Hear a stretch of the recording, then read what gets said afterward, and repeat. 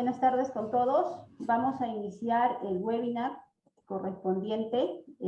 Este año en Gemplan tenemos una serie de capacitaciones totalmente gratuitas. Son 4 webinars al mes que hacemos en diferentes escuelas de forma privada. En esta oportunidad tenemos a un invitado muy especial, que él es el doctor Miguel Ángel Sánchez. Él es biólogo de profesión, con un doctorado en ciencias biológicas y una maestría en comunicación política y asuntos públicos. Tiene vasta experiencia en biotecnología y todo el campo en tema de vegetales y agricultura. Actualmente es director ejecutivo de Chilebio, y el día de hoy nos va a hablar de herramientas biotecnológicas para la agricultura sostenible y una mejor alimentación. Le doy el pase y damos inicio y apertura al webinar.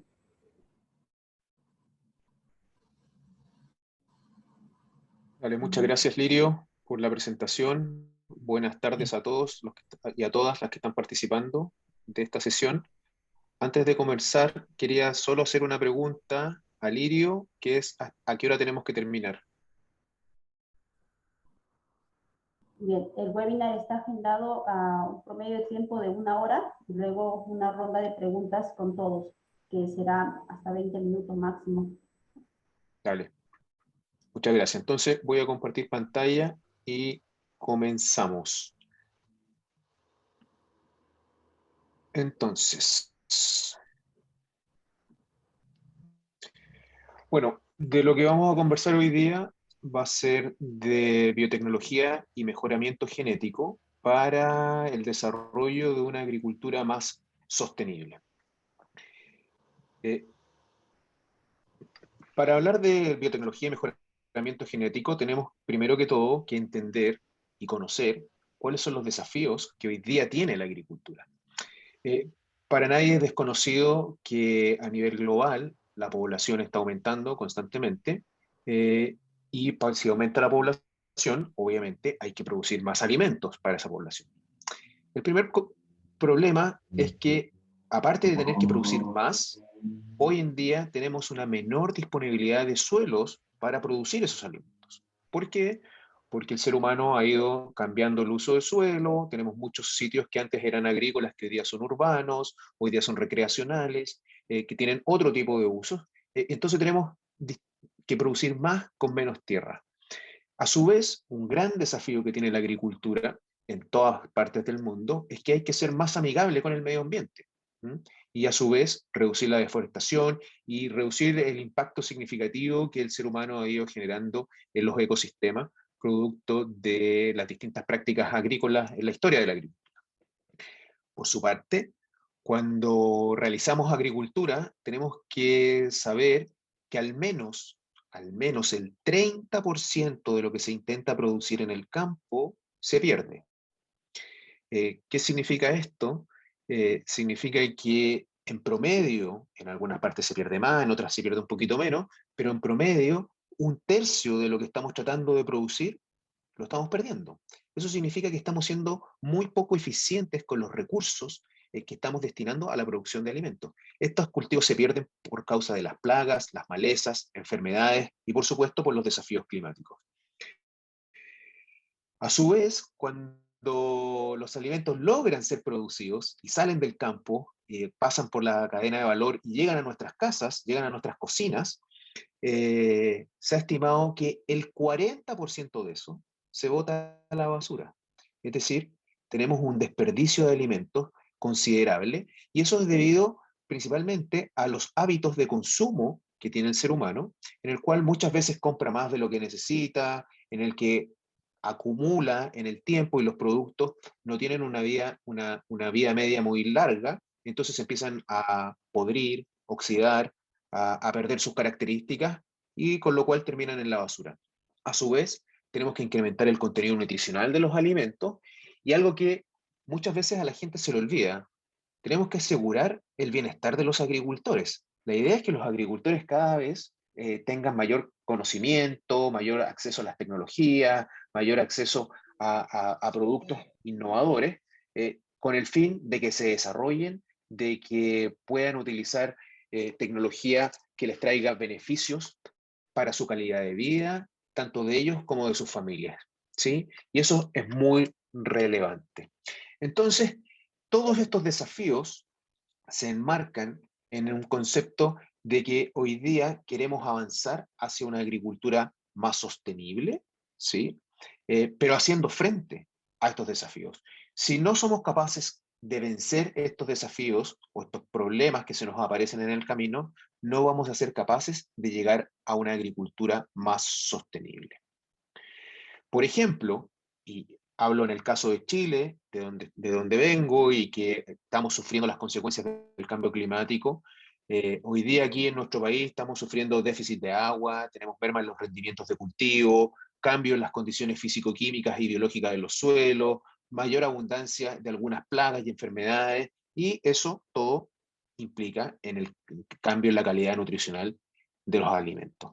Entonces, hoy día tenemos una serie de desafíos que enfrentar para poder satisfacer la demanda de alimentos local y también global. Esto no es solo un problema de un país o de una región, es un problema mundial. Entonces, ¿cómo resolvemos y cómo enfrentamos estos problemas? Bueno, bueno, antes que eso, como vamos a hablar de sostenibilidad y para que todos nos entendamos lo mismo a qué nos referimos cuando hablamos de sostenibilidad, traigo esta diapositiva que son los 17 Objetivos de Desarrollo Sostenible de la ONU, solo como referencia, eh, que hacia dónde apunta la sostenibilidad. ¿Queremos una agricultura más sostenible? Bueno, ¿qué significa eso? Resolver estos desafíos, pero tratando de, a su vez, de mejorar qué condiciones. Entonces, algunos ejemplos: fin a la pobreza, reducir el hambre, salud y bienestar, etcétera. Sí, no los voy a leer todos en detalle, ustedes después lo pueden revisar. Pero cuando hablemos de sostenibilidad, y solo para que nos entendamos y que estamos hablando de lo mismo, nos vamos a referir a estos puntos definidos por la Organización de las Naciones Unidas.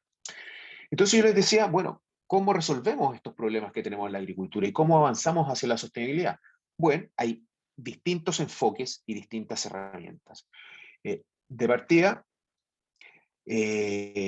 uno podría pensar en las prácticas de manejo agrícola, cómo se hace agricultura. Y mejorando alguna de esas prácticas, quizás podríamos resolver algunos de estos problemas. Pero también tenemos mucha tecnología que está disponible y que podría contribuir, ¿ah? No es la solución a todos los problemas, pero podría contribuir a enfrentarlos.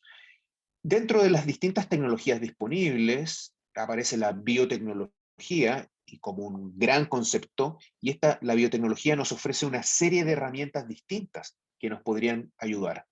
Uno, tenemos las bacterias promotoras de crecimiento que podrían hacer que nuestros cultivos creciesen de mejor manera ante condiciones adversas.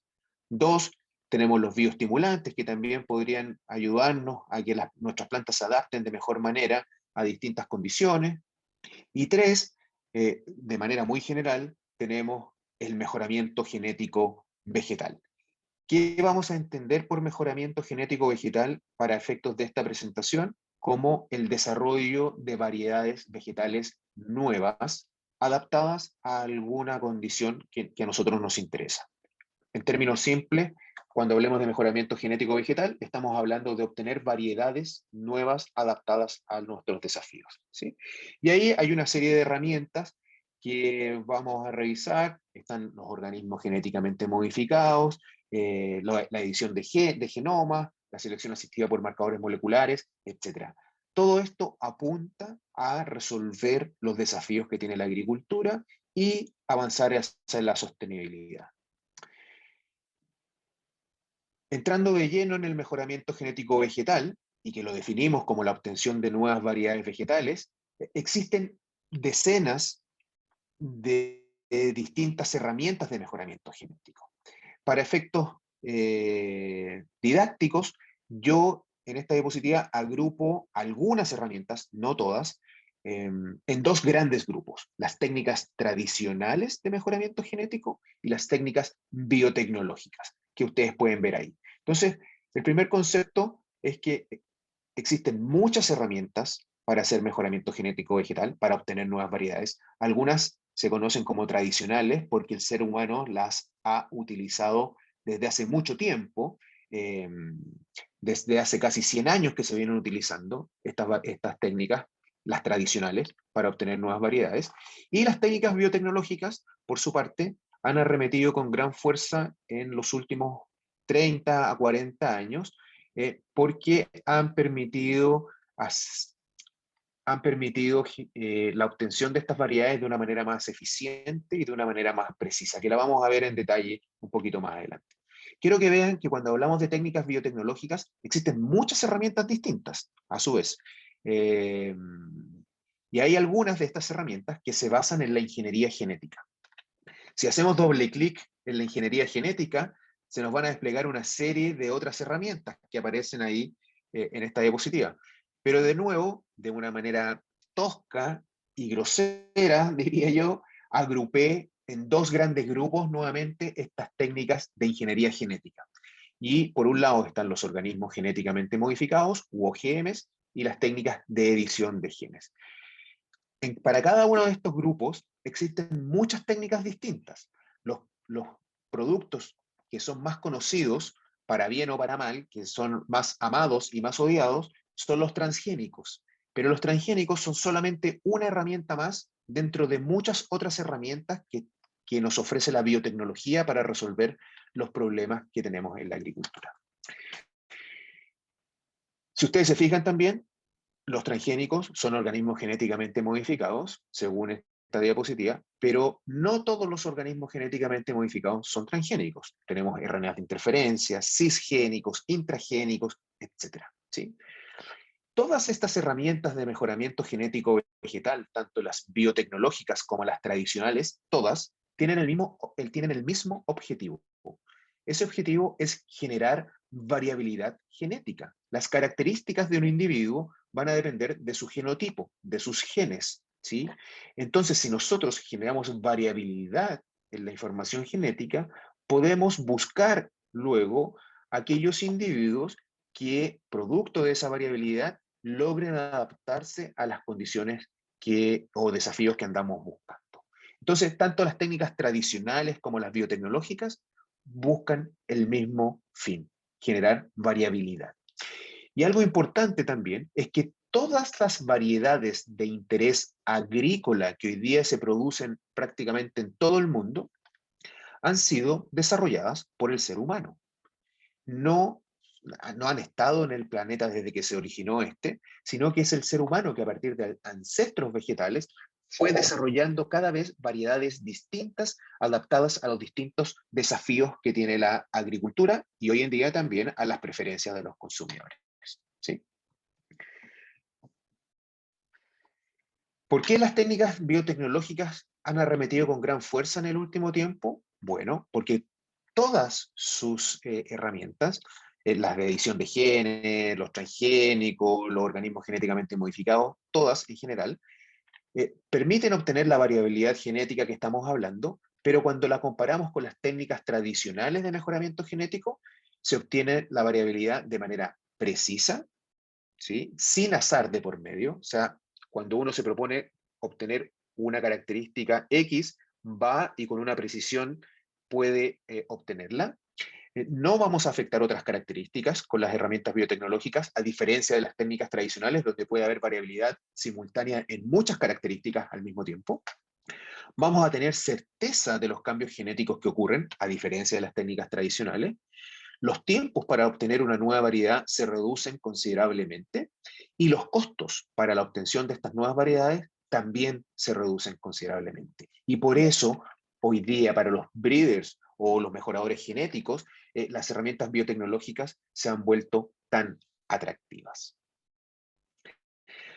Algunos ejemplos de organismos genéticamente modificados que ya mencioné a la rápida en una diapositiva anterior. Lo primero son los transgénicos, son los más conocidos, los más amados y los más odiados muchas veces en el debate público, pero para efectos de esta presentación vamos a entender que hablamos de transgénicos cuando, por ejemplo, aquí está manzana roja o el árbol de las manzanas rojas que se le introdujo a través de ingeniería genética un gen proveniente de un organismo que no es sexualmente compatible. En esta lámina, a partir de una bacteria, se copia un gen y se transfiere hacia este árbol de manzana roja. Ahí estamos hablando de transgenia. movimiento de genes entre organismos que no son sexualmente compatibles, que no se pueden reproducir entre sí. Pero también tenemos los cisgénicos. Los cisgénicos es prácticamente lo mismo, copiamos y transferimos un gen proveniente de otro organismo, pero en este caso particular, el gen proviene de un organismo sexualmente compatible. O sea, podría ser de un individuo de la misma especie, como en esta representación de un árbol de manzanas verdes. Granny Smith, por ejemplo, lo estamos transfiriendo a un árbol de manzanas rojas, Fuji, Gala, la que ustedes quieran. ¿Sí? Dos tipos distintos de organismos genéticamente modificados diferenciados por el origen del gen. Pero también tenemos otro tipo de organismos genéticamente modificados, como son los ARN de interferencia, y en este caso en particular, el objetivo es distinto al de los transgénicos y los cisgénicos. Tanto en el transgénico como en el cisgénico, lo que buscamos con la introducción del ADN es que nos proporcione la información necesaria para que el organismo produzca una proteína que antes no producía, ¿sí? Tanto en transgenia como en cisgenia. Y que esa proteína, con su función biológica, nos permita mejorar una característica de interés. La adaptación a una condición adversa, por ejemplo. En el caso de los RNAs de interferencia, lo que se busca no es que se produzca una proteína adicional, sino que lo que se busca es impedir que se produzcan algunas proteínas. Entonces, por ejemplo, la resistencia a algunas enfermedades virales, sobre todo, se han conseguido introduciendo fragmentos de ADN que por un mecanismo distinto a los transgénicos y los cisgénicos se logra inactivar genes del agente que causa la enfermedad, por ejemplo, de un virus. Y eso a través del RNA de interferencia, donde se hace que se produzca un RNA que va a bloquear el RNA del virus y al bloquearlo se destruye. Y de esa manera nunca se producen las proteínas virales. ¿Sí? Da lo mismo cómo funciona. El mensaje que les quiero transmitir es que si entramos en la categoría de organismos genéticamente modificados, existen distintos tipos de ellos, los transgénicos, los cisgénicos, los RNAs de interferencia, que son los más importantes, y existen otros, como los intragénicos y otro tipo de productos también. ¿Sí? Recuerden también que cuando estamos hablando de organismos genéticamente modificados, estamos hablando de genes y proteínas. Estamos hablando de productos que queremos que produzcan una proteína adicional, como transgénicos o cisgénicos, o buscamos productos que no permitan la producción de alguna proteína en específico, ¿sí? Como por ejemplo la de los agentes que causan enfermedades. Cuando hablamos de organismos genéticamente modificados, sabemos que estos tienen regulaciones en distintos países del mundo, ¿sí? Y en este mapa se observan los países que están en verde, los cuales tienen regulaciones que permiten la siembra de organismos genéticamente modificados. Y en naranjo están aquellos países que no permiten la siembra, que han puesto limitaciones a su cultivo, pero que tienen regulaciones que permiten el consumo de los alimentos que provienen de estos cultivos genéticamente modificados. En gris oscuro, que hay aquí algunos en África y aquí está Reino Unido también, están aquellos países en los cuales no se permite la siembra comercial y solo se permite la siembra experimental, ¿sí? La evaluación de campo. Los países que no tienen ningún color es que no tienen regulaciones al respecto. Ahora bien, fíjense que si ustedes miran los países en verde, se van a dar cuenta que los principales países agrícolas, en términos de superficie agrícola, que son China, Australia, India, Brasil, Argentina, Estados Unidos y Canadá, utilizan la tecnología de los organismos genéticamente modificados para resolver sus problemas del campo. ¿Por qué estos países? Bueno, son los países que producen alimentos, que alimentan al mundo a través de las exportaciones y además resuelven problemas de seguridad alimentaria, es decir, abastecen a su población y además proveen a distintos mercados de destino. Fíjense también que los países que están en naranjo, como les dije, no permiten la siembra, pero permiten el consumo. ¿Y por qué permiten el consumo? Porque estos productos, previo a su comercialización, deben demostrar que son seguros para el consumo humano y animal. Y solo así se autorizan para comercialización. Concepto importante, los alimentos derivados de OGM no están prohibidos en ningún país del mundo. Lo que sí existe es que hay países que han puesto restricciones a la siembra, pero los alimentos derivados de OGM se consumen en todo el mundo. Estos productos, si ustedes ven este gráfico que va desde el año 96 hasta el 2019, muestra cómo ha ido variando la superficie mundial sembrada con organismos genéticamente modificados. Y si ustedes se fijan, el año 2019 se alcanzaron las 190 millones de hectáreas a nivel mundial. 190 millones de hectáreas equivale a decir 190 millones de canchas de fútbol o campos de fútbol. O sea, imagínense la cantidad gigantesca de hectáreas destinadas a estos cultivos. 190 millones de hectáreas, a su vez, representa el 12% de la superficie agrícola arable del planeta.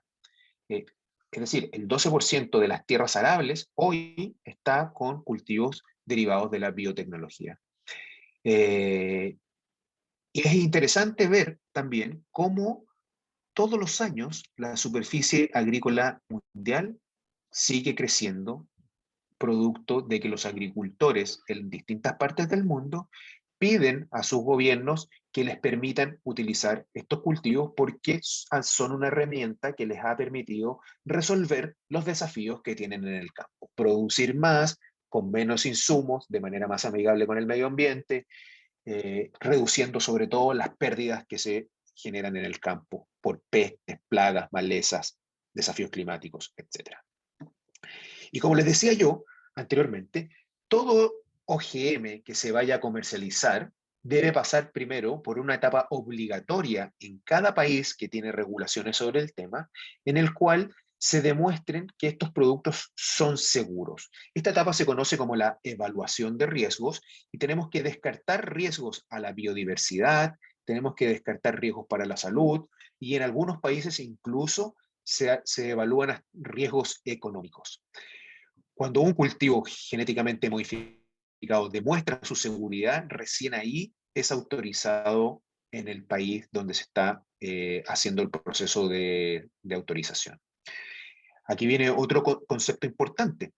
Como todos los organismos genéticamente modificados que se comercializan en el mundo han pasado exitosamente por estas etapas, nunca un organismo genéticamente modificado ha generado un problema para el medio ambiente o para la salud de los animales o consumidores. ¿Dónde viene la confusión que existe en el debate público habitualmente?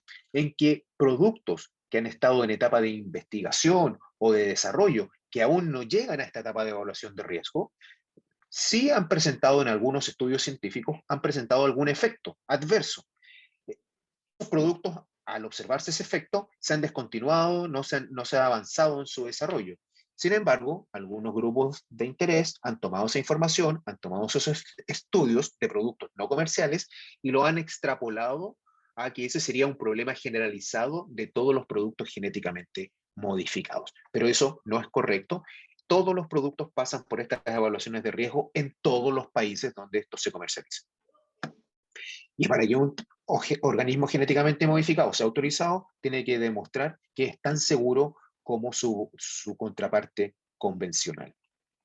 ¿Qué cultivos genéticamente modificados se comercializan hoy día en el mundo? Estas 190 millones de hectáreas que yo les dije que existen, bueno, 4 cultivos dan cuenta del 99% de esas 190 millones de hectáreas. Solo 4. ¿Cuáles son esos 4 cultivos? El maíz, el algodón, la canola y la soya.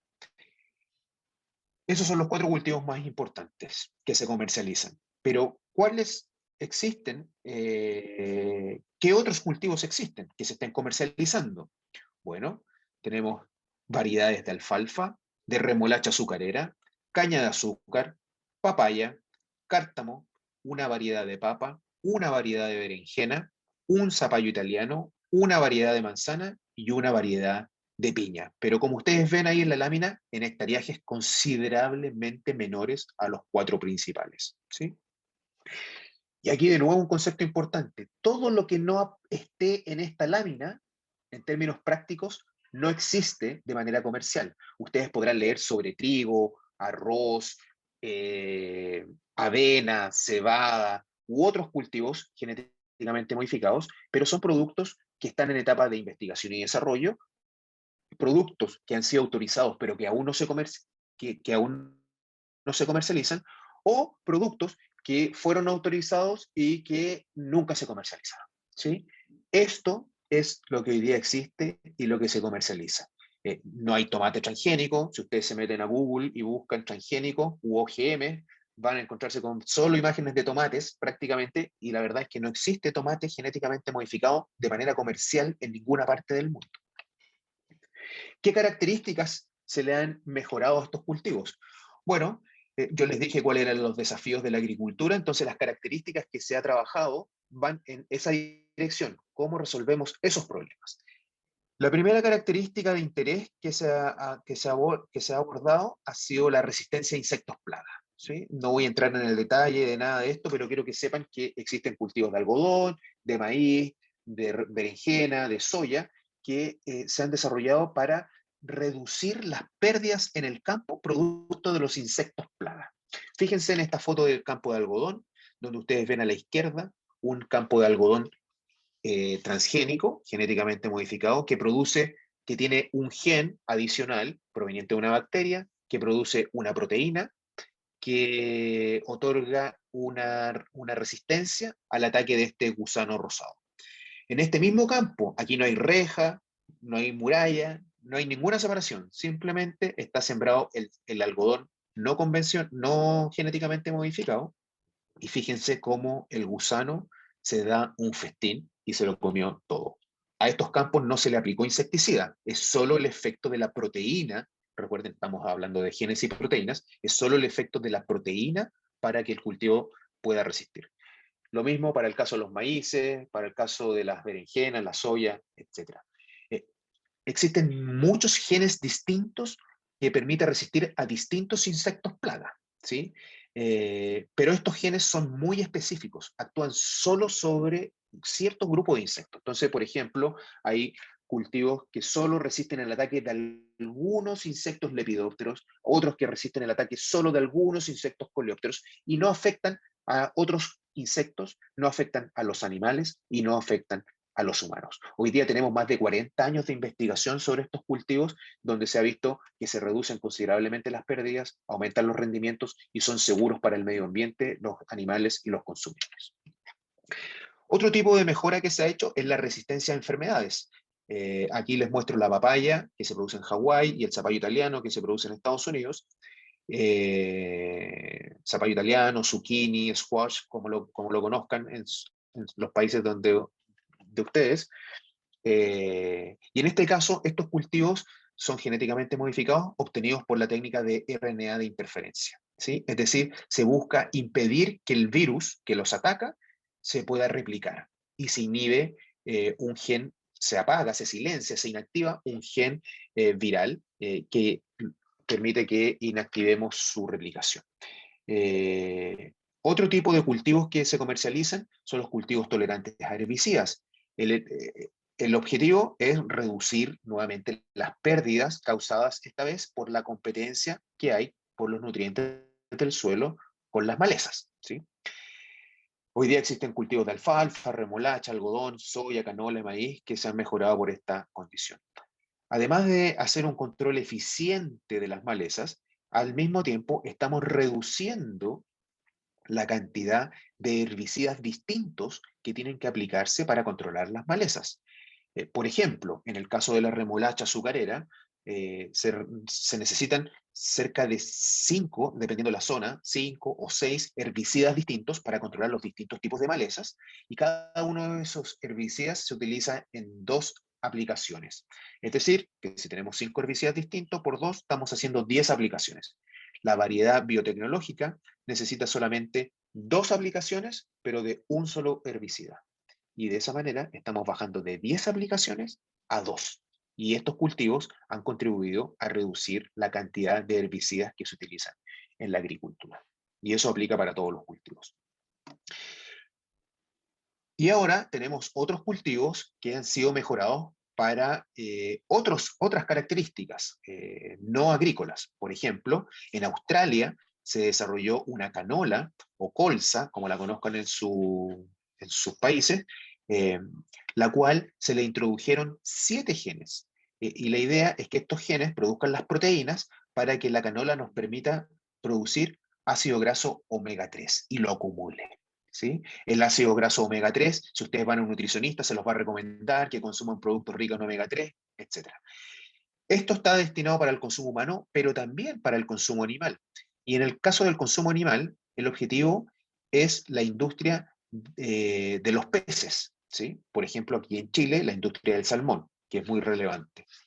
¿Y por qué? Porque la dieta de los salmones, la dieta de los peces en general, tiene que ser rica en ácidos grasos omega 3. Y para proveer eso en la alimentación, hoy lo que se hace es hacer pesca intensiva de algún otro recurso pesquero, como la anchoveta, por ejemplo, y se hace harina de pescado o aceite de pescado y se le da en la dieta a los salmones.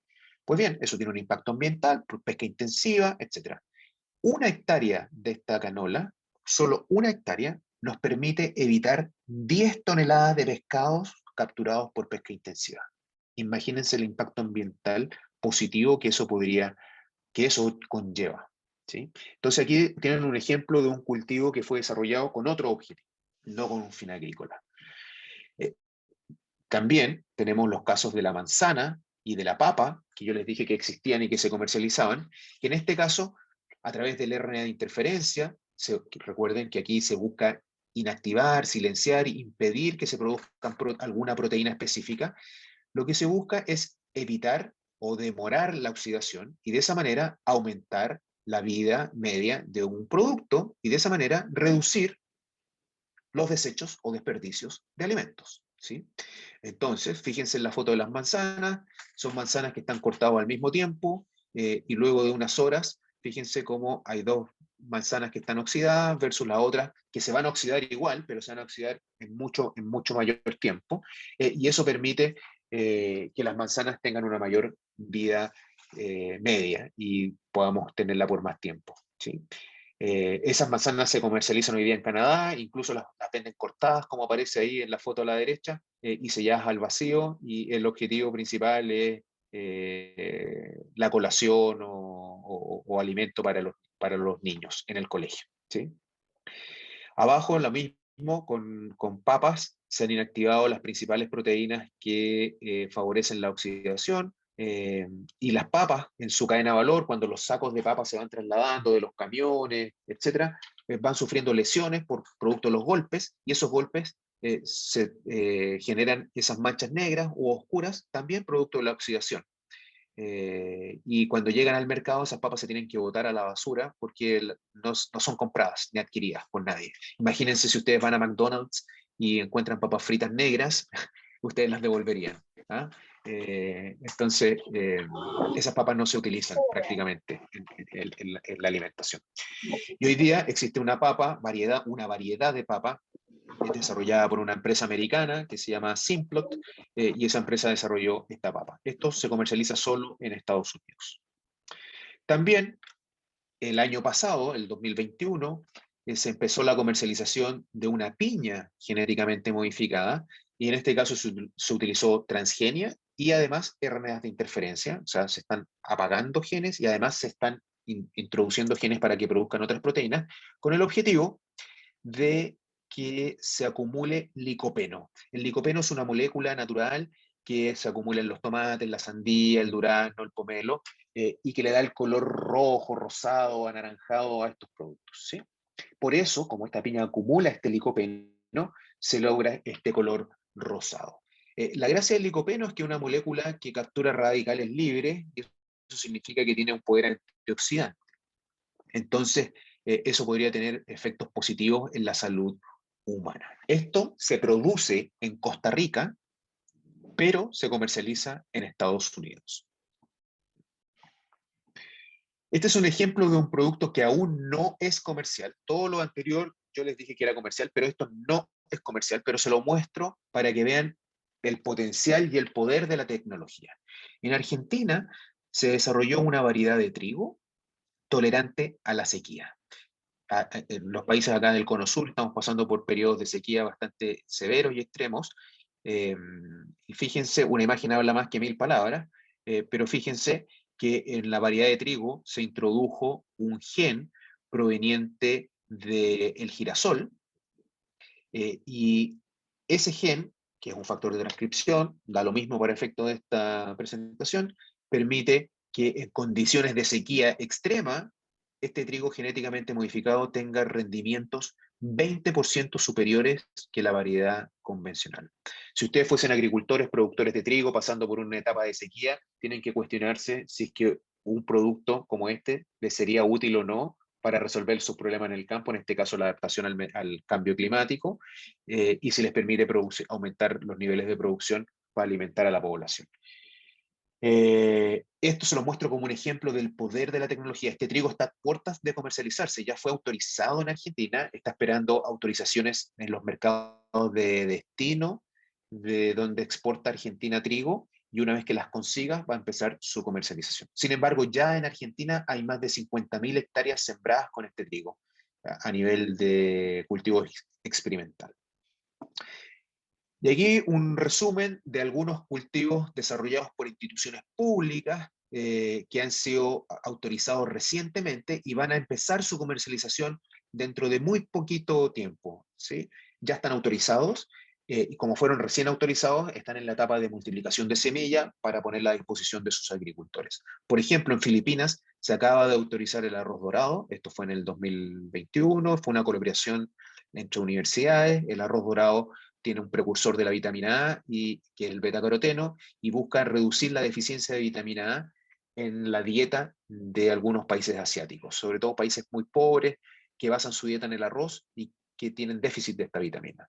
Les recuerdo que al año quedan cerca de 500.000 niños ciegos en Asia, producto del déficit de vitamina A. Por eso el interés en la obtención de este producto. En Brasil, si ven a la derecha, arriba a la derecha, ya empezó la comercialización, ¿sí? A pequeña escala, pero ya comenzó, de un poroto resistente a virus, que es el virus del mosaico dorado. Y esto fue desarrollado por Embrapa, que es una entidad pública financiada por el Estado para obtener este producto. En este caso, el poroto es un producto de consumo básico en Brasil. Y habían zonas de ese país donde las pérdidas eran del 100% de la producción. Imagínense si ustedes eran los agricultores productores de este poroto, se veían con la pérdida de toda su producción, quedaban prácticamente hundidos en la pobreza. Por eso el gobierno brasileño, el Estado brasileño, impulsó el desarrollo de esta variedad. En Nigeria se autorizó también el año pasado un caupí, que es un pariente de una leguminosa, pariente de los porotos, resistente a un gusano, de nuevo para evitar las pérdidas, desarrollado también con fondos nigerianos, y en el caso de Kenia se autorizó una yuca resistente a una enfermedad viral. En este caso, tanto en Nigeria, el caupí, la yuca y el poroto buscan reducir las pérdidas que hay en el campo, y en el caso del arroz dorado, mejorar la calidad nutricional de los alimentos. La tecnología de los organismos genéticamente modificados en general es aprobada y aceptada por todas las academias científicas del mundo, ¿sí?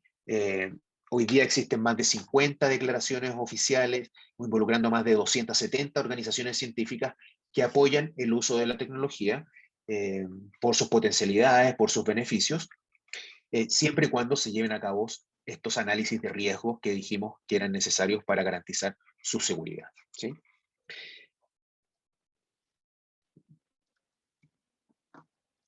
Pasemos al otro gran grupo de herramientas biotecnológicas que hoy día se están utilizando en la agricultura, que es la edición de genes. Cuando hablábamos hasta este minuto de organismos genéticamente modificados y de transgénicos, que son los principales OGMs que se comercializan, nosotros estamos hablando que para obtener un transgénico estamos introduciendo un gen, ¿no es cierto? Proveniente de otro organismo. Y la idea es que ese gen, a través de la información que contiene, produzca una proteína que el cultivo antes no producía, y esa proteína, a través de su función biológica, nos permita mejorar la característica de la planta. Adaptación al medio ambiente, reducir las pérdidas en el campo, mejorar el contenido nutricional, etc. Cuando hablemos de edición de genes, los productos finales no contienen ADN proveniente de otros organismos, que es la principal diferencia. Sino que acá lo que buscamos es que con otros mecanismos biotecnológicos queremos inactivar genes, parecido al objetivo de los RNAs de interferencia.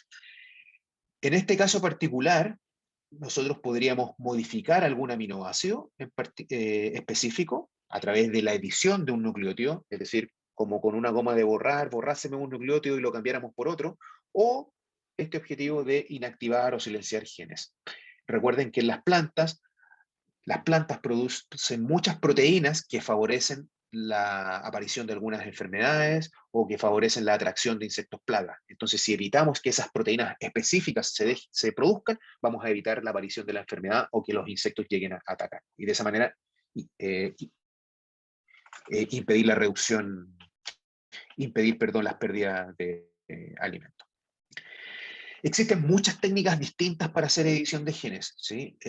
Y hay un subgrupo de ellas que se conocen como las nucleasas sitio-dirigidas, ¿sí? Que ustedes las van a encontrar con la sigla SDN, por su nombre en inglés. Este nombre es tan sofisticado y todo lo que ustedes quieran para los que no son del área biológica. Simplemente significa, nucleasas son proteínas que cortan el ADN en un lugar específico al que nosotros le queramos cortarlo. Y existen distintas herramientas que pueden hacer eso, cortar el ADN. ¿Por qué queremos cortar el ADN? Se los explico enseguida. Simplemente decirle que las técnicas más conocidas para hacer esto son las que aparecen aquí en esta lámina, nucleasa zinc finger, TALEN y CRISPR. Técnicas distintas, pero que tienen el mismo objetivo: cortar el ADN. ¿Y para qué? Porque cuando cortamos el ADN, nosotros podemos obtener distintas cosas. Lo primero son las SDN tipo 1, ¿sí? Las nucleasas citología tipo 1, es que una vez que hacemos el corte, la célula vegetal, al detectar el corte, gatilla el mecanismo de reparación propio de la planta para cerrar ese corte, ¿sí? Para repararlo. Y esos mecanismos de reparación logran hacerlo, pero son en su afán y interés de cerrarlo lo antes posible, cometen varios errores al cerrarlo. Varios errores significa que agregan nucleótidos que antes no estaban o eliminan nucleótidos en esa zona. Y eso significa que la información, el mensaje genético que había ahí ya no es el mismo y no es leíble. Entonces, como no es leíble, no se va a producir una proteína a partir de ese gen. Y de esa manera se inactivan estos genes, ¿sí? Y de una manera simple, simplemente a través de cortar el gen y luego que lo repare la célula. De la misma manera, podemos obtener productos que se conocen en una categoría como SDN2. Y en este caso, lo que estamos haciendo es que en el corte le vamos a ofrecer a la célula un pedacito de ADN para que a través de un proceso biológico que se llama recombinación homóloga, y en este caso por un doble evento de recombinación, podamos editar una zona, es decir, cambiar de una vez 5, 10, 15 nucleótidos de esa zona, ¿sí? Y de esa manera vamos a estar, en vez de apagando o silenciando, vamos a estar editando, cambiando algunos aminoácidos específicos para la función de la proteína, ¿sí? Y existe otra categoría que es la SDN3, que en el corte nosotros le vamos a ofrecer a la célula que incorpore un gen completo. Si incorporamos un gen completo, sería un organismo genéticamente modificado que contiene ADN proveniente de otro organismo, ¿cierto? Entonces, todo con estas técnicas no son solo para edición de genes, también se utilizan para hacer organismos genéticamente modificados, pero si estamos hablando de SDN3, van a ser considerados como tales, o GMs, y los productos editados van a ser solos los que están en la categoría 1 y categoría 2. Estos resultados de SDN1 y SDN2 pueden ocurrir en la naturaleza sin biotecnología, pero de manera azarosa, ¿sí? Nosotros acá lo vamos a hacer de manera precisa y en tiempos muy cortos y con bajos costos, ¿sí? Y una vez que es realizado el cambio genético, nadie puede distinguir si ese cambio fue hecho de manera espontánea en la naturaleza o fue mediado por biotecnología, ¿sí? Eso es muy importante. Por eso estas técnicas han aumentado en aceptación rápidamente. Estas técnicas hace 5 años no existían, ¿sí? No eran conocidas en la sociedad. Sin embargo, hoy día ya existen productos comerciales que les voy a mostrar a continuación. De todas estas técnicas, CRISPR es la más famosa, es la que hoy día se está utilizando en gran parte del mundo, en universidades, institutos, entidades públicas, privadas, etc. ¿Por qué? Porque es la más eficiente. Si ustedes se fijan en esta tabla donde se comparan estas técnicas, si vemos el diseño de estas construcciones genéticas para realizar el corte, en el caso de CRISPR es muy fácil. Tanto el diseño como la construcción de estas es muy fácil. El tiempo para hacer esto es el más corto en comparación a las otras técnicas. Los costos son los más bajos y la eficiencia es alta. Por eso CRISPR se ha convertido en una de las principales técnicas para hacer estos procesos de edición de genes. Y ya existen productos comerciales. Aquí les muestro un ejemplo con la técnica Talent, que fue desarrollado por una empresa que tiene financiamiento americano y francés, que se llama Calix, y en este caso inactivaron 2 genes, ¿sí? Que son los genes que aparecen acá, FAT21A y FAT21B, y lo inactivaron. ¿Por qué? Porque querían obtener una soya enriquecida nutricionalmente que acumulara ácido graso omega 9. El ácido graso omega 9 también es beneficioso para el consumo humano y reduce el riesgo de enfermedades cardiovasculares. Entonces, para hacer eso, en la vía metabólica de la producción de ácidos grasos de la soya, había que inactivar los genes que transformaban el omega 9 a omega 6. Y de esa manera se lograba su acumulación. Y en este gráfico, que no voy a entrar a explicar ni a detallar, solo explicarles que esta barra negra gigante que aparece en el gráfico es la acumulación de este omega 9. Este producto ya se comercializa en Estados Unidos, un producto editado y por esta herramienta que se conoce como Talent. Les recuerdo que CRISPR, la técnica más atractiva, las investigadoras que descubrieron y que desarrollaron esta metodología se ganaron el Premio Nobel de Química del año 2020, Emmanuel Carpentier y Jennifer Doudna, por el potencial revolucionario de esta metodología biotecnológica. Esta técnica se utiliza en agricultura, pero se está utilizando principalmente en el área médica para evitar enfermedades, para editar genes que nos predisponen a enfermedades genéticas o editar genes que nos predisponen a ciertos tipos de cáncer. Y se está trabajando fuertemente en esa área. Pero aquí estamos hablando de plantas y no nos vamos a desviar hacia esa área. En Japón, editando genes con CRISPR, silenciándolos, se logró, a través del silenciamiento de 2 genes, se logró que el tomate, que una variedad de tomate, acumulara una molécula, natural obviamente, que se conoce como GABA, el ácido gamma-aminobutírico, y el interés de acumular esta sustancia en el tomate es que esta sustancia está relacionada a prevenir la hipertensión. Entonces imagínense hoy día en Japón, que este producto fue desarrollado por una universidad, empezó su comercialización, su comercialización. Hoy día los japoneses, cuando consumen esta variedad específica de tomate, están contribuyendo a prevenir la hipertensión arterial, ¿sí? Simplemente a través del silenciamiento de 2 genes a través de CRISPR. En Estados Unidos se desarrolló una variedad de lechuga en UC Davis, una variedad de lechuga que germina a altas temperaturas.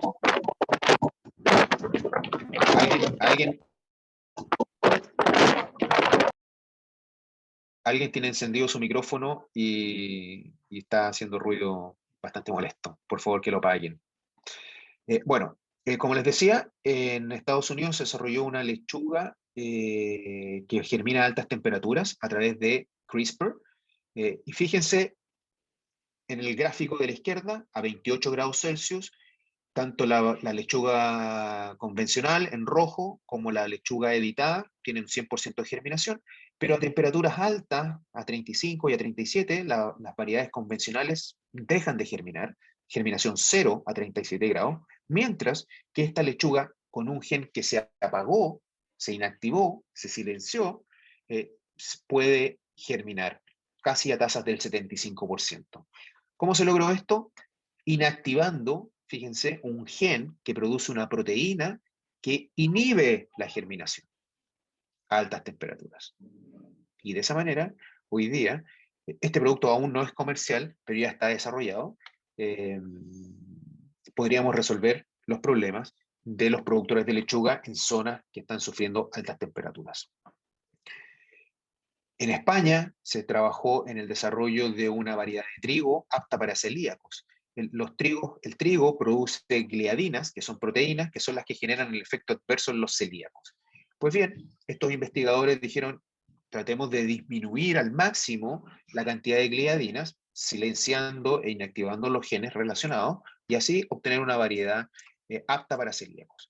Nosotros necesitamos que el trigo tenga gliadinas, porque las gliadinas son las que le dan la elasticidad a la harina y a la masa, perdón, de cuando cocinamos con harina de trigo, ¿sí? Entonces necesitamos que haya un poquito de gliadina. Entonces, fíjense lo que está destacado acá, es que estos investigadores inactivaron 35 genes a través de CRISPR, 35 de 45, y lograron obtener variedades que producían una mucho menor cantidad de gliadinas. Este producto no es comercial aún. ¿Por qué? Porque están las etapas de evaluación de que los pacientes lo toleren, ¿sí? Pero las pruebas preliminares son bastante alentadoras de que podríamos contar en el corto plazo con variedades aptas para celíacos, obtenidas con biotecnología. Este ejemplo es en arroz, donde se logra a través de la edición, ya no del silenciamiento, se logra una variedad resistente a una enfermedad bacteriana, que es el tizón bacteriano. No voy a entrar a explicarlo ni a detallarlo porque podría estar dándole ejemplos todo el día, pero lo que quiero resaltar de esto es que con el poder de estas tecnologías, fíjense la cantidad de instituciones que cooperaron entre sí para desarrollar este arroz. Universidades de Alemania, de Estados Unidos, de Francia, de Filipinas, de Colombia, se unieron para obtener estos productos y en un muy corto tiempo dieron con la variedad de arroz resistente a la enfermedad. De la misma manera, en China se han obtenido cultivos de vides resistentes a botrytis, que es una enfermedad, que es un hongo que causa severas pérdidas en la producción de uvas, ¿sí? No sé si se alcanza a ver bien en estas hojas, pero fíjense abajo cómo la hoja de la vid tiene mucha menor cantidad de lesiones en comparación a la no editada, ¿sí? El objetivo, reducir nuevamente las pérdidas en el campo.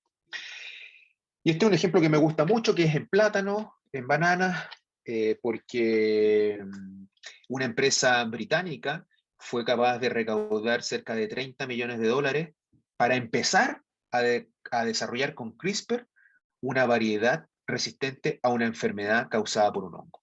¿Qué hongo? Es Fusarium, que causa la enfermedad de Panamá. La enfermedad de Panamá se llama enfermedad de Panamá, pero no estaba, hace pocos años no estaba presente ni en Panamá, ni en ningún país, ni en el resto de los países latinos, y estaba presente en África, ¿sí? Causando pérdidas de hasta el 80% en la producción del plátano, ¿sí? El problema es que hace un par de años se detectó la enfermedad acá, en Latinoamérica, y recuerden que el plátano se produce principalmente acá, en nuestros países. El 99% de la producción de plátano en América Latina. Entonces, si esta enfermedad se propaga, amenaza con que desaparezca la producción de plátano en América Latina. Entonces, para evitar eso, esta empresa recaudó estos 30 millones de dólares y empezó a trabajar en el desarrollo de esta variedad de plátano resistente al hongo Fusarium. Esto está en pleno desarrollo, todavía no hay producto final ni nada de eso, se está trabajando activamente en esto. En Estados Unidos, y también lo muestro solo como para que vean la asociatividad y el interés, delante les mostré la asociatividad de universidades, etcétera, pero fíjense cómo entidades públicas, como es el USDA en Estados Unidos, o en Canadá también, el Agriculture and Agri-Food Canada, cooperan con universidades y con empresas para desarrollar productos editados. Y en este caso particular, liderado por una empresa americana que se llama Pairwise, están desarrollando berries enriquecidos nutricionalmente, pensando en los consumidores. Los organismos genéticamente modificados, como les dije, tenían una serie de regulaciones en distintas partes del mundo, en distintos países, para donde se tenía que ver el riesgo que podía tener la proteína que se estaba produciendo, ¿cierto? Pero en este caso, no hay proteína que se esté produciendo. Entonces, ¿qué riesgo se va a ver? ¿Sí? Entonces, los países están diciendo, si un cultivo obtenido con biotecnología no contiene ADN de otro organismo que produzca una proteína, no es necesario llevar a cabo un análisis de riesgo, porque se está obteniendo lo mismo que podría ocurrir con mutaciones naturales y espontáneas que sean en la naturaleza.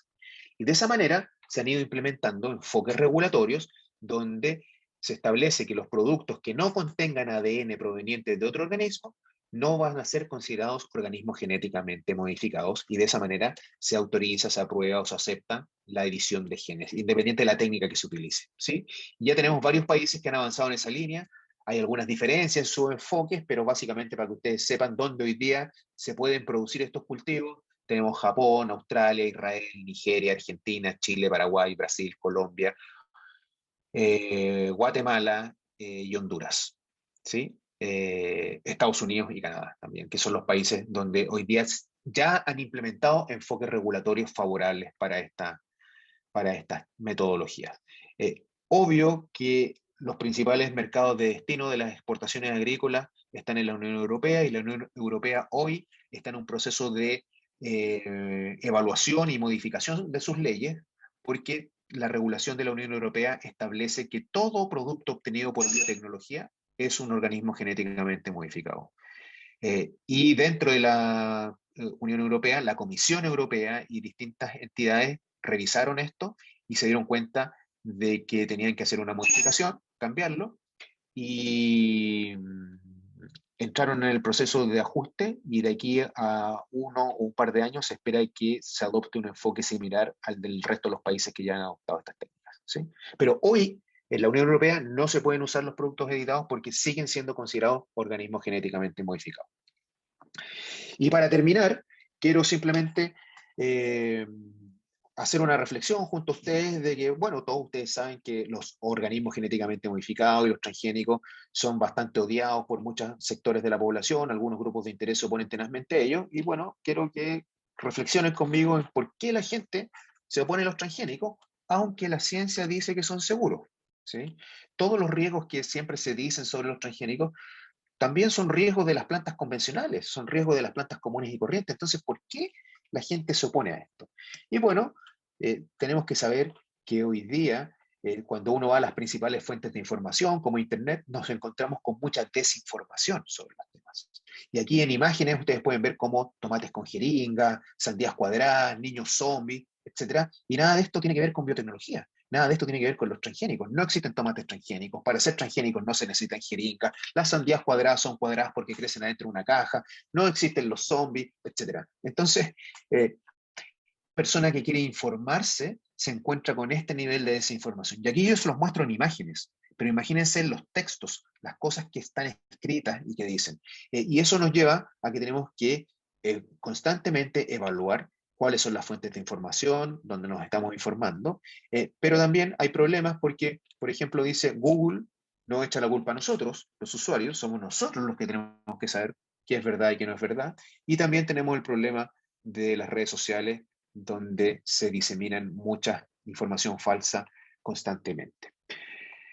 Además, hoy día estamos en una época donde se cuestiona constantemente el conocimiento científico, como dice la portada de esta revista, el cambio climático para algunos no existe, la evolución tampoco existe, el aterrizaje en la luna también para otros, las vacunas no funcionan y por supuestamente los organismos genéticamente modificados son el demonio. Entonces, hoy día, a pesar de que la ciencia dice una cosa, hay muchos grupos independientes del lugar geográfico donde se encuentren, que por sus creencias, filosofías o estilos de vida van en contra de la ciencia. Y eso también hay que tenerlo en mente a la hora de hacer juicios de valor sobre estas tecnologías. También otro problema es que en la comunicación entre los científicos y la ciudadanía en general no es muy fluida. Muchas veces los científicos son percibidos como gente arrogante y que no le interesa lo que percibe la gente. Y esto también ha contribuido a que haya una mala comunicación científica. Y también tenemos que tener en mente que la ciencia muchas veces desafía el sentido común. No sé, por ahí como aparece en el siglo XV, bueno, el día de hoy todavía existe gente que piensa que la Tierra es plana, o que cómo explicamos la gravedad si los pájaros vuelan, o gente que simplemente por sus creencias religiosas, las cuales las respeto y cada uno es libre de creer lo que quiera, pero algunas de ellas se contraponen a la evolución, que son hechos que están demostrados científicamente, y hay otros, y teníamos un presidente muy famoso de un país que cuestionaba el cambio climático y el calentamiento global porque estaba nevando en la ciudad donde él estaba. Entonces, muchas veces la ciencia desafía el sentido común, ¿sí? Eh, entonces, bueno, para concluir, la biotecnología y la ingeniería genética son herramientas seguras para el mejoramiento genético vegetal. Recuerden que todo ha sido mejorado genéticamente, ya sea por técnicas tradicionales o biotecnológicas, pero todo ha sido mejorado genéticamente. No existen los productos naturales en la agricultura. La biotecnología, con cualquiera de sus herramientas, transgénico, RNA de interferencia, edición de genes, la que ustedes quieran, permite generar la variabilidad genética que andamos buscando, pero de forma precisa, sin afectar otras características, teniendo certeza de los cambios genéticos que ocurren y en tiempos considerablemente menores. Los cultivos genéticamente modificados son regulados para analizar los efectos específicos de un gen que se ha sido insertado en un genoma específico y también para ver el efecto de la proteína que éste produce. Todos los cultivos genéticamente modificados, recuerden, han pasado exitosamente, los OGM que se comercializan, han pasado exitosamente los análisis de riesgo. En el debate sobre los OGM es necesario diferenciar los argumentos ideológicos y políticos de los argumentos biológicos y técnicos. Desde el punto de vista técnico, la ciencia apoya el uso de los OGM, pero eso no lo podemos confundir con los argumentos ideológicos y políticos, donde de nuevo cada uno es libre de pensar como quiera, pero hay que entender que son argumentos distintos. CRISPR se ha convertido en la técnica de edición de genes más atractiva para hacer mejoramiento genético por su simplicidad, versatilidad, eficiencia, precisión y bajos costos en comparación a las otras herramientas. La aproximación regulatoria que han adoptado los países sobre edición de genes, que no son OGM porque no tienen ADN proveniente de otro organismo, podría contribuir a fomentar la innovación y la adaptación al cambio climático, favoreciendo la productividad agrícola, el recambio varietal y que es la obtención de nuevas variedades y una mejor calidad de los alimentos. Una comunicación científica efectiva es fundamental para la aceptación de la biotecnología en la agricultura y la producción de alimentos. Y si lo llevamos, y con esto termino, y si lo llevamos a los objetivos del desarrollo sostenible que nos decía la ONU en un principio, bueno, podemos ver cómo la biotecnología a través del mejoramiento genético está impactando en estos objetivos. Está aumentando el ingreso de los agricultores, mayor producción de alimentos, hay calidad nutricional de esto, estamos reduciendo la pérdida de alimentos y de los desechos de productos, estamos fomentando las iniciativas público-privadas, estamos haciendo un uso más eficiente del agua en el caso de los cultivos tolerantes a la sequía, estamos obteniendo una producción más amigable con el medio ambiente, utilizando menos insumos, menor deforestación, mayor cuidado de la biodiversidad, la calidad del suelo, buenas prácticas agrícolas, los análisis de riesgo, etc. ¿Sí? Entonces, la biotecnología y el mejoramiento genético vegetal pueden contribuir significativamente a la seguridad alimentaria, es decir, la disponibilidad de alimentos sanos e inocuos para todos, y a que la agricultura sea una actividad más sostenible. Muchas gracias y si tienen algún comentario, alguna duda, alguna pregunta, con mucho gusto se las contesto. Muchas gracias, doctor Miguel Ángel, por su excelente exposición. Vamos a pasar a la ronda de preguntas. Vamos a hacerlo de forma ordenada. Primero voy a citar los del chat que han escrito acá y luego pues pueden activar su audio o levantar la mano, también acá hay un icono para poder activar su audio y hacer sus preguntas, o si no, también en orden, escribir en el chat, ¿sí? A ver, voy a empezar por el chat. Bueno, vamos leyendo los comentarios que han estado escribiendo en base a, mientras hacía la ponencia. Patricio menciona, en Chile solo se permite producir semillas, pero no está permitido el consumo de estos mismos, pero sí se permite el consumo como harinas importadas. Bueno, es un comentario que él hace, algo que quisiera Pero agregar. sí, lo quiero corregir porque no es correcto lo que él menciona. Ya. Bueno, en Chile, desde el punto de vista de producción agrícola, es efectivo. Se permite la producción solo de semillas genéticamente modificadas y semillas que se exportan, que no quedan en Chile, es decir, no son utilizadas para producir alimentos para los chilenos, sino que se exportan a otros países para que en esos países produzcan los alimentos. Sin embargo, lo que no es correcto es que en Chile sí está permitido la importación y el consumo de alimentos derivados de cualquier tipo de alimento, no solo de harina, de cualquier tipo de alimento derivado de OGMs. De hecho, en Chile, el 50% de los requerimientos de maíz de Chile provienen de Argentina. Y en Argentina el 100% del maíz es genéticamente modificado. El 100%. Y nosotros en Chile, el 50% de nuestros requerimientos los importamos desde ahí. Lo mismo pasa con la soya. En Chile no se produce soya. No se produce soya en Chile. Cero. Y todo proviene de Paraguay, Argentina y Uruguay. Y en poquito de Brasil. En esos países la adopción de la soya genéticamente modificada es cercana al 100%. Entonces, efectivo, en Chile se producen semillas solo para exportarlas. Recuerden que Chile es un país clave en el mundo, no solo para producir semillas, sino que también para hacer investigación de campo, para desarrollar nuevas variedades.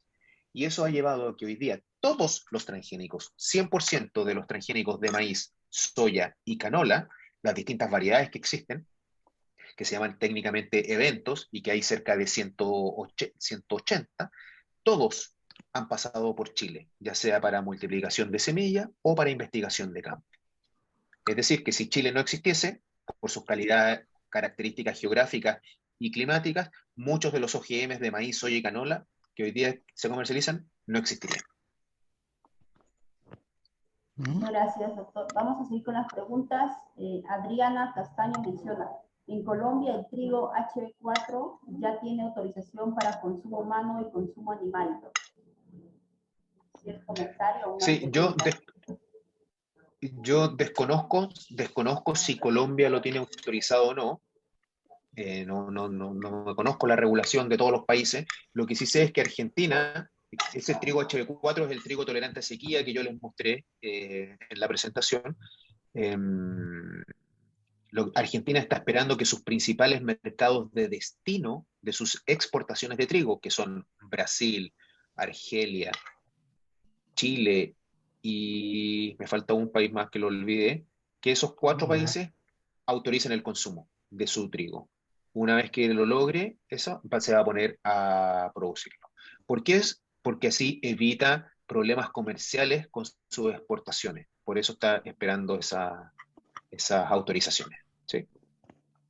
Bien, vamos con otra pregunta. Carla Quintanilla menciona en el chat, ¿cuál o cuáles técnicas biotecnológicas, además de CRISPR, son consideradas de más reciente uso?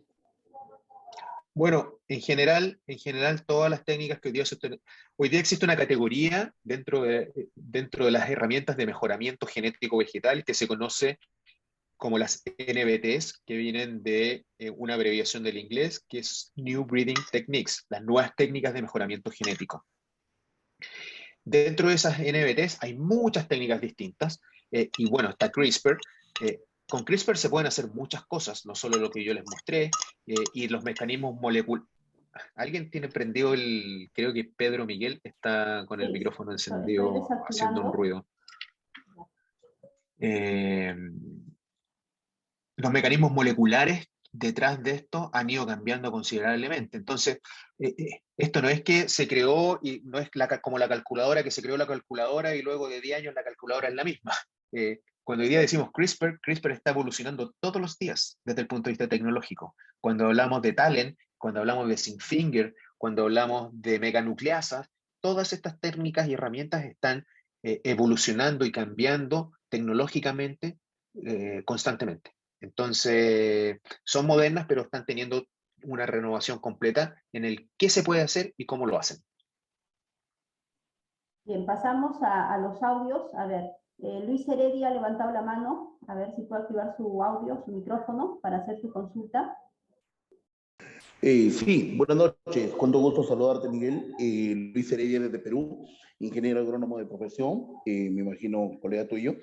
Si bien es cierto, todos los organismos genéticamente modificados ya existen, digamos, a nivel de todo Sudamérica. Ya tienen una gran participación dentro del mercado. Ahora, lo que sí bien es cierto y comparto contigo es de que debería de darse una educación sobre no solo la manipulación de estos, sino el consumo de estos productos sin tener algún problema en la salud, ya que toda información que la gran mayoría de gente encuentra en Internet no va más allá de especulaciones o de problemas de, como mismo decías, de información falsa, pero es una información que desgraciadamente llega a personas que tienen poco conocimiento de esto. Entonces, creo yo que este es un tema que debería abordarse a nivel de organismos ya internacionales, ¿no? Para poder ver que son, digamos, productos que podemos tenerlos de manera paralela con los naturales que según nos llaman, aunque en sí ya no son naturales porque la mayoría ya han sido genéticamente modificados, sino es un tema más que todo de adaptación psicológica, creo yo, ¿no? No sé qué opinión podrías vertir sobre ello. Sí, Luis, buenas noches, gracias por tu comentario. Estoy de acuerdo contigo. Lo que hace falta es comunicación y como al final de las conclusiones decía, una comunicación científica eficiente. Eh, Sin embargo, ahí quiero matizar algunas cosas de las que tú mencionas. Eh, Cuando tú dices tienen que participar organismos internacionales en esta sociabilización o comunicación, bueno, eso se está haciendo, pero el problema es que los países son soberanos en tomar sus propias decisiones. Y por eso tenemos diversidad de situaciones en nuestra región. Por ejemplo, Perú, con su moratoria, que es una moratoria que desde un punto de vista técnico no tiene sentido, porque si tú ves la base de la moratoria dice, vamos a evaluar, no con estas palabras obviamente, pero dice, vamos a evaluar eh, los efectos de los cultivos transgénicos en el medio ambiente, en la biodiversidad, etcétera. Entonces uno se pregunta, bueno, ¿y de cuáles cultivos transgénicos?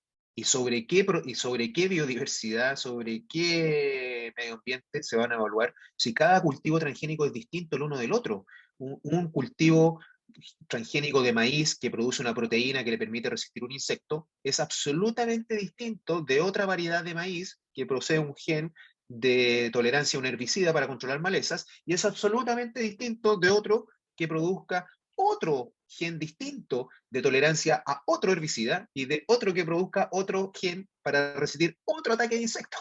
Entonces, cuando se hacen esas generalizaciones de los OGMs o transgénicos, caemos en estos problemas. Eh, lo más sensato, desde mi humilde punto de vista, es evaluemos caso a caso la seguridad de los productos, qué es lo que hacen los países con regulaciones, tienen estas evaluaciones de riesgo, y si son capaces los productos de demostrar que son seguros, los aprobamos. Y si no, no se aprueban.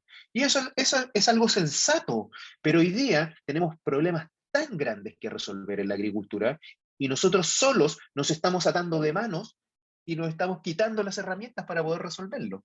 Entonces, ahí está el problema. Y ahí comparto contigo 100% que hay que comunicar, sociabilizar, llevar estos mensajes, pero de manera clara, de manera también transparente. Otro gran problema, Luis, es que hay muchos grupos de interés que se oponen al uso de la tecnología, no por cuestiones técnicas, no por cuestiones científicas, sino que por cuestiones ideológicas. Por ejemplo, hoy día los OGM han estado principalmente siendo desarrollados por multinacionales. Entonces, hay personas que tienen todo el derecho de oponerse a las multinacionales y porque se oponen a las multinacionales, se oponen a los transgénicos. Sin embargo, los transgénicos no son solo desarrollados por multinacionales. Yo les mostré ejemplos de instituciones públicas en Filipinas, Nigeria, Kenia, Brasil también, que están desarrollando cultivos. Hay otros que meten cuestiones de la propiedad intelectual, pero la propiedad intelectual no es solo de los OGMs, es de todas las variedades vegetales, sean con técnicas tradicionales o biotecnológicas, y ahí hay confusión de cómo se hace agricultura. Hay países donde la propiedad intelectual ha existido hace más de 40 años, cuando no existían los transgénicos, pero la gente piensa que es algo exclusivo de los OGM. Y eso es por desconocimiento, simplemente. Entonces, ahí hay que separar los argumentos políticos e ideológicos de los científicos y técnicos y de una manera sencilla, transparente y directa llevar estos mensajes. Bien, pasamos a otra pregunta. Voy a leerlo de chat. A todos los del audio, por favor, les pido para poder ganar el tiempo, que ya nos quedan minutos nada más, preciso la pregunta y poder dar pase a todos los que quieren en sí consultar. A ver, acá menciona César Serrano, ¿existe el riesgo de desplazar especies nativas al introducir cultivos transgénicos en zonas con alta biodiversidad? Sí, y aquí vamos a poner en práctica lo que le acabamos de responder a Luis. Hay que hacer una comunicación científica eficiente, simple, etc. Si tú le preguntas a un científico, y este es el típico problema que existe, le haces esta misma pregunta a un científico, el científico te va a decir, sí, existe el riesgo. Entonces, conclusión, los transgénicos son peligrosos porque pueden causar efectos negativos en la naturaleza y pueden desplazar cultivos. Ahora, precisemos la respuesta. Bueno, depende del cultivo y depende del medio ambiente. Y además consideremos que vamos a hacer un análisis de riesgo que nos va a eliminar ese riesgo. ¿Sí? Entonces, si tú me dices que quieres proteger variedades, te voy a inventar cualquier cosa, ¿ah? Si tú quieres proteger variedades de maíz, ¿sí? Por la razón que tú quieras, ni siquiera voy a cuestionar la razón por la que las quieres proteger, pero tú quieres proteger variedades y las quieres mantener puras genéticamente, ¿sí? Y yo te digo, oiga, yo quiero producir soya transgénica en esta región. ¿Existe el riesgo de afectar a tus variedades nativas de maíz? No, cero. Riesgo cero. No existe ese riesgo. Ahora, si yo te digo, oye, ¿qué pasa si pongo un maíz transgénico al medio de tus cultivos nativos de maíz? Bueno, existe el riesgo de la polinización cruzada y la pureza genética podría verse afectada. Riesgo real. Ahora, tercer caso. ¿Qué pasa si yo pongo un maíz no transgénico en tu misma región de maíces nativos? También se pone en riesgo la biodiversidad y también se podría haber desplazado tu maíz nativo, porque también va a haber polinización cruzada, y en este caso no es transgénico, es maíz, y el maíz se cruza con maíz, ¿sí? Entonces, ¿el riesgo es del transgénico? No, el riesgo es del maíz. Entonces, si querés mantener cultivos de maíz puros, no les pongas maíz al lado, pero sea transgénico o no sea transgénico. Cambiemos el ejemplo, papas. Lo mismo, si tú vas a producir maíz transgénico en una zona rica en papas nativas, el maíz transgénico no le va a hacer nada a las papas, no se van a cruzar. El que me diga que se cruzan ya tendríamos problemas, pero sabemos que no se cruzan las papas con el maíz. Ahora, si tú me decís, oye, ¿y si pongo una papa transgénica? Ah, bueno, el riesgo es distinto. Podría darse, no es 100% tampoco que se pueda dar, porque hay papas que tienen distinto contenido genético, algunas son tetraploides, otras pentaploides, las comerciales en su mayoría son tetraploides, es decir, tienen 4 copias de su contenido genético, pero hay papas diploides, triploides, pentaploides, etc. Y si se llegan a cruzar, su descendencia es infértil, entonces no permanecen y no hay desplazamiento de ninguna población. Entonces, por eso existen los análisis de riesgo, para descartar esas cuestiones, ¿sí? Y una vez que hay cosas que son muy simples de descartar, por si yo te digo que la papa no se cruza con el maíz, riesgo descartado, ya, pero si vamos a poner papa transgénica donde hay papas nativas, bueno, ahí hay que analizarlo. Pero ahí está precisada la respuesta. Entonces, por eso la comunicación científica es mala, porque tú, un científico, no te puede decir, no, no existe el riesgo. Porque el riesgo existe, pero precisemos cuándo existe ese riesgo. ¿Sí? Espero haber respondido bien a tu pregunta. Gracias, doctor. Pasamos a otra pregunta. Paola Herrera, ¿cuál es el tiempo estimado de las etapas desde la experimentación de OGM hasta su evaluación de riesgos? Bueno, la verdad es que desarrollar un OGM, en términos prácticos en el laboratorio, toma poco tiempo. En 4 años lo tenemos desarrollado, el OGM. El problema es que después nos va a tomar cerca de 7 años llevar a cabo los análisis de riesgos, ¿sí? Con todas las pruebas y exigencias que se nos piden. Hay que hacer pruebas ambientales y pruebas para ver la seguridad de consumo, humano y animal. Y todo eso nos toma cerca de 7 años. Pero el desarrollo, el tenerlo hecho, el hacer la transformación, el que crezcan las células, se diferencie, se genera la planta y la evaluemos a nivel de laboratorio y pruebas en invernadero, en 4 años lo tenemos desarrollado. Onassis Moscoso, con la técnica CRISPR, ¿en cuánto tiempo podemos obtener un cultivo viable y apto para su consumo y comercialización? En un par de años. O sea, imagínate. Y acá no tenemos que hacer los análisis de riesgo, entonces nos eliminamos los 7 años de análisis de riesgo, ¿no es cierto? Entonces, el transgénico, el OGM, recuerden que es el tiempo de desarrollo más el tiempo de los análisis de riesgo, y en total eso nos puede tomar entre 10 y 13 años, total. Empezar a vender un transgénico. O sea, si yo me pongo a desarrollar un transgénico hoy, tengo que saber que en 13 años más lo voy a empezar a comercializar. ¿Sí? Y con cientos de millones de dólares en mi espalda, que no los tengo, así que no voy a ponerme a desarrollar transgénicos. Pero cuando hablamos de productos editados como productos con CRISPR, nosotros podemos tener al cabo de 2 años un producto ya concluido y quizás en el tercero ya tenerlo en el mercado, ¿sí? Porque no tenemos esos 7 años de análisis de riesgo y desde el punto de vista procedimental son cuestiones relativamente simples y sencillas de llevar a cabo. No estoy diciendo que lo pueda hacer cualquier persona, un niño en cualquier parte, no. Hay que tener los insumos necesarios, el conocimiento molecular, pero es bastante simple en comparación a otras técnicas moleculares. Bien, creo que está muy claro las respuestas, hasta ahí estoy anotando en mi cuaderno. A ver, pasamos a los audios. A ver, quien tenga su audio activo puede hacer su consulta.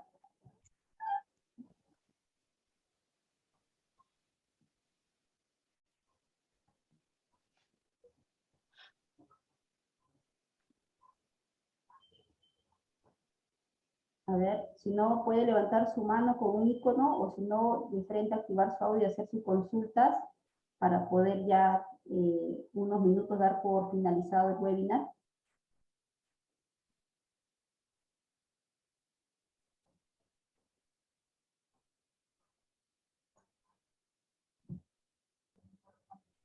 Bien, Lirio, si me lo permites, para terminar, quería decirle a todos ustedes que aquellos que quieran profundizar, conocer más sobre estos temas, sobre el mejoramiento genético, sobre el rol de la biotecnología en la agricultura, los dejo invitados a que visiten nuestro sitio web www.chilebio.cl.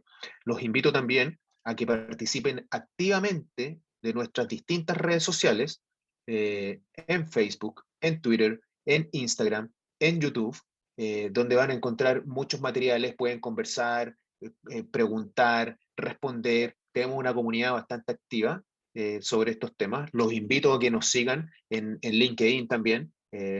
Así que después, si quieren comunicarse conmigo o contactarse con nosotros en Chile Bio, lo pueden hacer a través de esa vía, en las redes sociales, o nos mandan un mail directo a nuestra asociación. O si no, contactan a Lirio y que Lirio nos contacte a nosotros. Muchas gracias, doctor. A ver, una última llamada a todos. Quien quiera hacer pregunta puede levantar la mano o activar su audio. A ver, Roger.